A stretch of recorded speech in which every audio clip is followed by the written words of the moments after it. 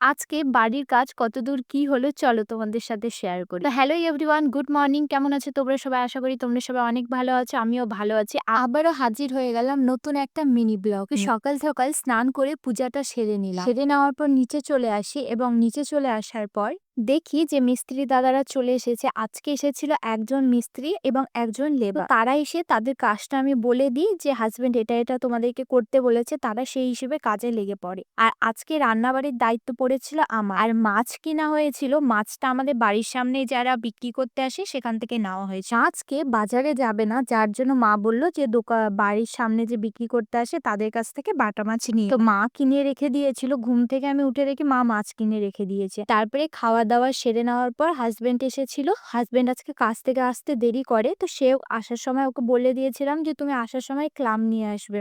তো এখানে ওই ২ রকমের ক্লাম নিয়ে এসেছিল।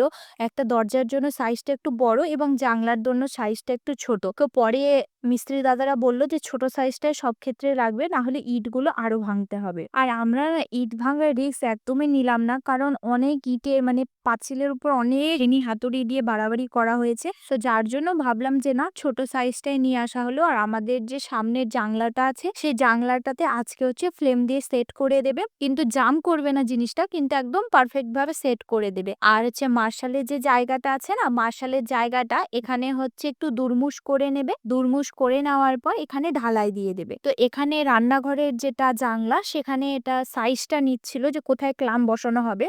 প্রায় মনে করো যতগুলো দরজা জানলা আছে সমস্তগুলোতেই ক্লামটা লাগানো হয়ে গেছে। ১-২টো দরজা বা জানলার চৌখাটে ক্লামটা লাগানো হয়নি। আমরা সেদিন বলেছিলাম যে তুমি সামনের যেহেতু জানলাটা ফ্লেমটা সেট করা হয়ে গেছে, তো সেই হিসেবে তুমি সেটাকে জাম করে দাও। তো ওরা বলছে যে না, এখন জাম করলে এটাকে ৭ দিন রেস্টে দিতে হবে, ফালানা ঢিমকা কি সব বলল।